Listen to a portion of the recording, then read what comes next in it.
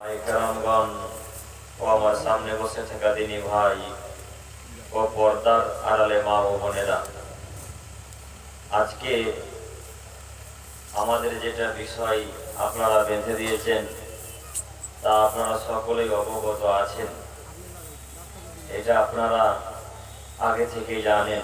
আমিও খুব খুশি যে প্রত্যেক আলোচকের বিষয়কে ইস্তাহারে বেঁধে দেওয়া হয়েছে, সে অনুপাতে আলোচনা করবে, এটাই স্বাভাবিক। এরপরেও যে বিষয় আমাকে দিয়েছেন সে বিষয়ের বাইরে দু একটি কথা, তারপরে সেদিকে আমি এগিয়ে যেতে চাচ্ছি। তার প্রথম জরুরি কথা হচ্ছে এই, আপনারা সকলেই আমার সাথে এক বাক্যে উত্তর দিয়ে কথা বলবেন। আচ্ছা বলেন তো দেখি, আপনারা এই সাদলি চকের মানুষ সব শিক্ষিত, এটা আমি আগে থেকেই অবগত। তো এখন যে পরিস্থিতিতে, এখন যেভাবে বসে আছেন, এই সামনে জায়গাটা ফাঁকা, তারপরে কয়েকজন আবার ফাঁকা, আবার কয়েকজন, আর ওই দিকটা পরিপূর্ণ হয়ে আছে। এই বসাটা কি মুহাম্মদ সাল্লাল্লাহু আলাইহি সাল্লামের শরীয়তি পদ্ধতি অনুযায়ী বসে আছেন আপনারা? মনে হয় না, না? যদি মনে না হয় তাহলে কি করতে হবে?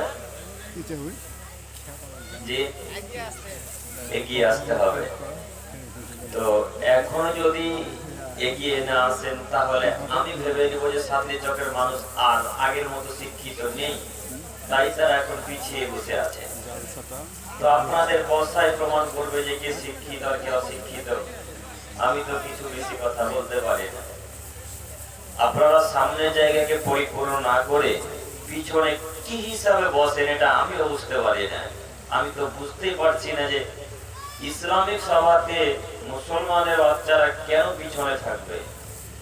এই মুসলমান জাতি যখন ভোট পদ্ধতিতে নামে তখন ঠিক এরা ফার্স্ট কাতারে থাকে। এই মুসলিম জাতি যখন কারোর বিরুদ্ধে মিছিল করে তখন এরা ফার্স্ট কাতারে থাকে। এই মুসলিম জাতি যখন কাউকে গালি দেয়, ঝগড়া করে, তখন ফার্স্ট কাতারে থাকে, সামনের কাতারে গিয়ে যায়। আর ইসলামিক সভাতে পিছিয়ে বসে থাকবেন, আপনি কিসের মুসলিম? কেমন মুসলমান আপনি বুঝতে পারলাম না। মুহাম্মদ সাল্লাল্লাহু আলাইহি সাল্লাম যখন আলোচনা করতেন, সাহাবায়ে কেরামগণ আল্লাহর রাসূলের কাছে কাছে বসার চেষ্টা করতেন, কাছে কাছে। প্রমাণ আমাদের নবী মুহাম্মদ সাল্লাল্লাহু আলাইহি সাল্লাম এইভাবে সাহাবাদেরকে নিয়ে আলোচনা করছেন। তো আলোচনা করতে করতে তিনজন ব্যক্তি রাসূলের কাছে আসলো। একজন রাসূল সাল্লাল্লাহু আলাইহি সাল্লাম দিকে তাকিয়ে মুচকি হাসলেন। মুচকি হেসে আল্লাহ রাসূলের সামনে গিয়ে মধ্যে দিকে বসে গেলেন। তো আল্লাহ নবী তার দিকে তাকিয়ে মুচকি হাসলেন, কিছু বললেন না। দ্বিতীয় ব্যক্তি রাসূল সাল্লাল্লাহু আলাইহি সাল্লাম দিকে তাকিয়ে পিছনে গিয়ে বসলেন। তখন আল্লাহ নবী বললেন, ওই যে দেখো দেখো দেখো, যে লোকটা পিছনে গিয়ে বসলো ওই লোকটাকে আল্লাহ ভালোবাসেন। তৃতীয় জন ব্যক্তি আল্লাহ রাসূলের দিকে তাকালেন, তাকিয়ে কিছুক্ষণ দাঁড়িয়ে থেকে তিনি আল্লাহকে এবং আল্লাহ রাসূলকে উপেক্ষা করে অপমান করে মঞ্চ থেকে, স্টেজ থেকে চলে গেলেন। তখন আল্লাহ নবী মুহাম্মদ সাল্লাল্লাহু আলাইহি সাল্লাম বলেন, ওই যে দেখো তিন নম্বর লোকটা যে চলে গেল আমাকে অপমান করে, আল্লাহকে অপমান করে, একে আল্লাহ ঘৃণা করে, একে আল্লাহ ভালোবাসেন না, একে আল্লাহ পছন্দ করেন না। এবার আমি সে হাদিসের পরিপ্রেক্ষিতে আপনাদেরকে বলতে চাচ্ছি যে এখন যারা আপনারা বাইরে বা দাঁড়িয়ে আছেন বা পিছনে দাঁড়িয়ে আছেন, বলেন তো দেখি আল্লাহ কি আপনাকে ভালোবাসে? কথা বুঝাতে পারিনি আমি এখনো। আপনার ছেলে যে এখন মেলাতে ঘুরছে, বলেন তো আপনার ছেলেকে কি আল্লাহ ভালোবাসে? জি, কথা বুঝতে পারেননি না? আমি বোঝাতে চাচ্ছি যে রাসূল সাল্লাল্লাহু আলাইহি সাল্লামের সামনে কয়জন ব্যক্তি এলো? তিনজন ব্যক্তি এলো। একজন রাসূলকে দেখে সামনে দিকে মধ্যে গিয়ে বসে গেলেন, আল্লাহ নবী মুচকি হাসলেন তার দিকে। দুই, আল্লাহ রাসূলকে দেখে একটু লজ্জাবোধ করে পিছনে গিয়ে বসলেন, তো আল্লাহ নবী তার প্রতি লজ্জা করলেন। তিন, যে লোকটা আল্লাহকে এবং রাসূলকে অপমান করে চলে গেল, আল্লাহ নবী বলেছেন ওই লোকটাকে আল্লাহ ঘৃণা করেন। তো এখন আপনি বলেন তো দেখি, আপনাদের এলাকাতে যে প্রোগ্রাম দিয়েছেন, জালসা দিয়েছেন, এই জালসাতে যে মেলা বসলো, ওই মেলাতে যত পুরুষ নারী ঘোরাঘুরি করছে, কাউকে আল্লাহ ভালোবাসেন? বাস গো, কথা আমি বুঝাতে পারি না। আবারও একটা কথা বলি, তার আগে এখানে ফিরে আসি। আপনাদেরকে প্রথম বাকি একটা কথা বলতে মনে হয় ভুলে গেছিলাম, আবার বলি। আমি আব্দুল করিম বিন আমিনুল ইসলাম যতক্ষণ এই মঞ্চে স্টেজের উপর থাকবো, আপনারা একটু আমার সাথে কথা বলবেন ইনশাআল্লাহ। ইনশাআল্লাহ, ইনশাআল্লাহ। দুই, আমি কথা বলতে গিয়ে হক কথা যখন বেরোতে শুরু হবে, হক কথা সব আপনার বিপক্ষে চলে যেতে পারে। যেন মনে হচ্ছে আমি আব্দুল করিম বিন আমিনুল ইসলাম আপনাদের গ্রামেরই ছেলে, আপনাকে দেখছি আর বলছি, আপনাকে দেখছি আর বলছি। সব কথা যদি আমরা আপনার বিপক্ষে চলে যাই, তাহলে লুঙ্গি তুলে বাড়ি চলে যাবেন না তো? থাকবেন ইনশাআল্লাহ, ইনশাআল্লাহ।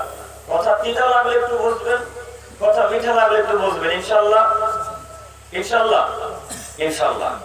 এবার আমি বলি, মুহাম্মদ সাল্লাল্লাহু আলাইহি সাল্লাম যখন কোরআন তেলাওয়াত করতেন, তখন আবু জাহেল, আবু লাহাব আর বড় বড় যে লিডার কাফের, তারা আরবের বাচ্চা ছেলেদেরকে এবং মূর্খ লোকেদেরকে বলতো, এই ওই দেখ মুহাম্মদ ওখানে কোরআন তেলাওয়াত করছে, দেখ মুহাম্মদ ওখানে হাদিস কোরআন সাহাবীদেরকে বোঝাচ্ছে, যা তোরা মুহাম্মদের কাছে গিয়ে সরগোল চেঁচামেচি কর, যা মুহাম্মদ যেন কোরআন তেলাওয়াত না করতে পারে, মুহাম্মদ আলীর কথা যেন সাহাবায়ে কেরাম আরবের মানুষ কিছু বুঝতে না পারে, যা তোরা গিয়ে চেঁচামেচি কর। তখন লিডারের কথা শুনে অজ্ঞ জাহেল কাফের মানুষেরা মুহাম্মদ সাল্লাল্লাহু আলাইহি ওয়াসাল্লামের কাছে এসে খুব জোরে চেঁচামেচি করতেন, কেউ ঢোল বাজাতেন, কেউ জোরে জোরে আলোচনা করতেন, কেউ কথা বলতেন, কেউ রাসূলের ঘাড়ের উপর ঘুড়ি চাপিয়ে দিতেন, একাকার ভাবে তারা তিনাকে জ্বালাতেন, যে যেমন ভাবে পারতেন। তো আবু জাহেল, আবু লাহাবের অনুমতি ছিল যে মুহাম্মদের কোরআন তেলাওয়াত আরবি বাক্য হাদিস কোরআন যেন জাতি বুঝতে না পারে। তাই আবু জাহেল তার ছেলেদেরকে আর গ্রামের বাচ্চা ছেলেদেরকে ওখানে গিয়ে চেঁচামেচি করতে আদেশ করত। তো তারা ছিল আবু জাহেল, তারা ছিল নাদান, তারা অজ্ঞের বাপ, তারা মূর্খের পিতা, তারা অসভ্য জাতি, তারা নির্লজ্জ জাতি, তারা বেহায়া জাতি, তারা মুহাম্মদের আলোচনা শুনবে না। তাই তারা আলোচনা করত, তাই তারা জালসার মাঝে গিয়ে আলোচনার মাঝে গিয়ে চেঁচামেচি করত। তো আপনারা যে আজকে ছেলেটা মেলাতে ঘোরাঘুরি করছে, বলেন তো দেখি শান্তি চকের মানুষ যে আবু জাহেলের দলবলের মাঝে আর আপনার ছেলে মেয়ের মাঝে কোনো পার্থক্য আছে? পার্থক্য আছে?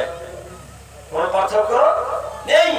আরে আবু জাহেল কথা শুনতে দিবে না, তাই ছেলেদেরকে চেঁচামেচি করতে বলতো, আর আপনার ছেলে শুনবে না, তাই মেলাতে চেঁচামেচি করছে। তাহলে আপনার ছেলে আবু জাহেল চাইতে খারাপ হলো না? আমি কথা বোঝাতে পারি না। কথা বুঝতে বললে হ্যাঁ বলবেন, কথা না বুঝতে বললে না বলবেন। আপনি বলেন, আপনার ছেলে যে এখন মেলাতে ঘুরছে, বাপ নাই, ওর মা নাই, সাদরি চকে কি এমনি ছেলেটা চলে এলো, ওর বাপ ওকে জন্ম দেয়নি? কিসের বাপ, কিসের মা, কিসের ভাই? আমার ছেলে মেলাতে ঘুরবে মানে রক্ত ভেবে দেবো কে বলে? কেন আমার ছেলে মেলাতে ঘুরবে? আমি কি হুদির বাচ্চা? আমি কি খ্রিস্টানের বাচ্চা? আমি কি নাসারার বাচ্চা? আমি মুসলমানের বাচ্চা, মুসলমান। আমার রক্ত ভাই মুহাম্মদ সাল্লাল্লাহু আলাইহি ওয়াসাল্লামের নীতি, আমার রক্ত ভাই সাহাবীদের নীতি, আমার রক্ত ভাই ইব্রাহিম আলাইহিস সালামের নীতি। ইব্রাহিম